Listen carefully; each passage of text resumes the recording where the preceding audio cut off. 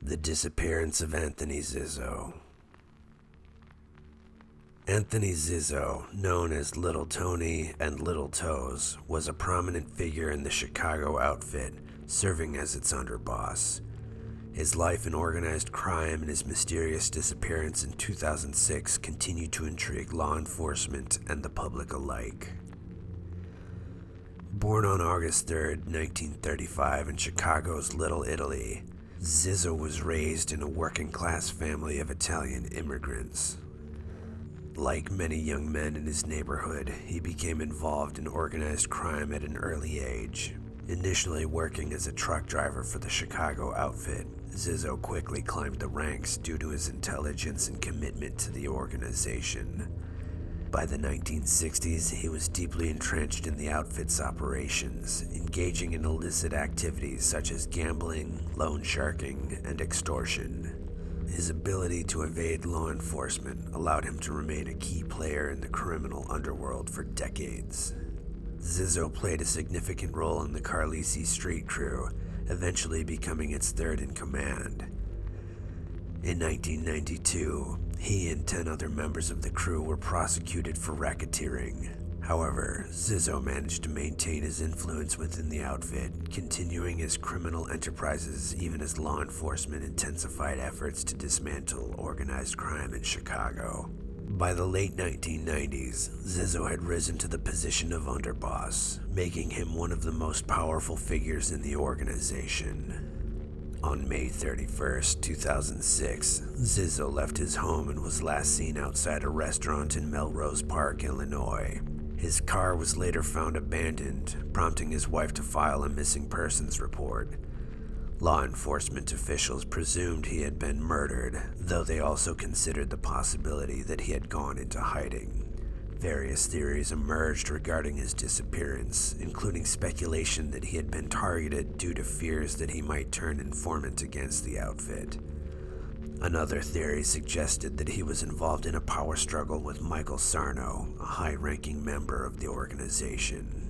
The FBI identified Joseph Adriachi as a prime suspect in Zizzo's disappearance and presumed murder, even offering a $10,000 reward in 2016 for information on the case. Despite these efforts, Zizzo's fate remains unknown. His disappearance serves as a reminder of the ruthless nature of organized crime and the dangers faced by those involved in it. The murder of Dorothy Scott. Dorothy Jane Scott was a 32-year-old single mother from Stanton, California, whose mysterious disappearance and subsequent murder in 1980 continue to haunt investigators and the public. Her case remains one of the most chilling unsolved mysteries, marked by eerie anonymous phone calls, a sudden abduction, and an unsettling connection to another disappearance. Dorothy Scott lived with her aunt and her 4-year-old son while working as a secretary for 2 jointly owned stores in Anaheim. One of these stores sold psychedelic items, while the other was a head shop. Despite the nature of her workplace, Scott was known to be a devout Christian who preferred quiet nights at home over socializing. Her parents, who lived nearby, often took care of her young son while she worked. By all accounts, Scott was not involved in any romantic relationships at the time, leading her family to believe she had no known enemies. In the months leading up to her disappearance, Scott began receiving disturbing anonymous phone calls at work from an unidentified male. The caller alternated between professing his love for her and making threats against her life. In one particularly chilling call, he warned her that he would get her alone and cut her up into bits so that no one will ever find her. Scott's mother later recounted an incident in which the caller told her to come outside because he had something for her. When she did, she found a single dead rose placed on the windshield of her car. Fearing for her safety, Scott considered purchasing a handgun and even started taking karate lessons just a week before her disappearance. On the night of May 28, 1980, Scott attended an employee meeting at work. During the meeting, she noticed that her co-worker Conrad Bostrom looked unwell and had developed a red mark on his arm. Concerned for his health, she and another co-worker, Pam Head, decided to take him to the emergency room at UC Irvine Medical Center. Before heading to the hospital, Scott stopped at her parents' home to check on her son and changed from a black scarf to a red one. While at the hospital, medical personnel determined that Bostrom had suffered a black widow spider bite. He was treated and discharged around 11 p.m. Scott, Head, and Bostrom remained in the waiting room during his treatment, and Head later confirmed that Scott had never left her side during that time. When it was time to leave, Scott offered to retrieve her car from the parking lot and drive it up to the entrance so Bostrom wouldn't have to walk far.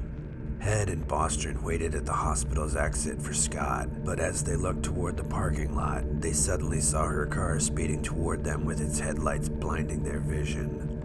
Unable to see who was driving, they attempted to wave her down, but the car abruptly turned out of the parking lot and disappeared into the night. Initially, they thought she might have had an emergency concerning her son. However, after several hours passed without hearing from her, they reported her missing. At around 4:30 a.m. on May 29th, Scott's white 1973 Toyota station wagon was discovered engulfed in flames in an alley about 10 miles from the hospital. Neither she nor the driver were found at the scene. A week after Scott's disappearance, her parents received a phone call from an unidentified man who simply said, "I've got her," before hanging up. The same man continued calling almost every Wednesday afternoon for the next 4 years, tormenting Scott's family by claiming he had either kidnapped or killed her. The calls were always brief and ended before the police could trace them. They abruptly stopped in April 1984 after Scott's father answered the phone instead of her mother. On June 12, 1980, a man called the Orange County Register, which had recently published an article about Scott's disappearance. The caller chillingly confessed, "I killed her. I killed Dorothy Scott. She was my love. I caught her cheating with another man. She denied having someone else. I killed her." The newspaper's managing editor informed the police that the caller also knew specific details about the night Scott disappeared, including the fact that Conrad Bostrom had suffered a spider bite and that Scott had changed from a black scarf to a red one. Since these details had not been made public, investigators strongly believe the caller was responsible for Scott's abduction and murder. However, the claim that Scott had been unfaithful was widely disputed, as her family insisted she was not romantically involved with anyone. On August 6, 1984, a construction worker found human and dog bones side by side about 30 feet from Santa Ana Canyon Road. The bones were partially charred, leading authorities to believe they had been there since at least 1982, when a brush fire had swept through the area. A turquoise ring and a watch were also discovered among the remains. Scott's mother later confirmed that the watch had stopped at 12:30 a.m. on May 29th, just an hour after she was last seen. 8 days later, the remains were identified as Scott's through dental records. Unfortunately, the autopsy could not determine a cause of death, and without a suspect or further evidence, the case remained unsolved. Authorities suspect that Scott's murder may have been connected to the disappearance of 25-year-old Patricia Jean Schneider, who vanished on July 31, 1982. Schneider was last seen calling from a convenience store, stating that her car had broken down. She was never seen again. Her car was later found deliberately set on fire in a field, similar to the fate of Scott's vehicle. Given the similarities between the two cases, law enforcement officials believe they may be connected, though no definitive link has been established. Dorothy Jane Scott's disappearance and murder remain one of California's most disturbing cold cases. The anonymous phone calls, the sudden abduction, and eventual discovery of her remains raise more questions than answers. Despite law enforcement's efforts, no arrests have been made and her killer has never been identified. Her case serves as a haunting reminder of the dangers posed by stalkers and the lasting trauma that unresolved crimes inflict upon families. Today, Scott's story continues to be discussed in true crime communities as people still seek justice for the woman whose life was tragically cut short.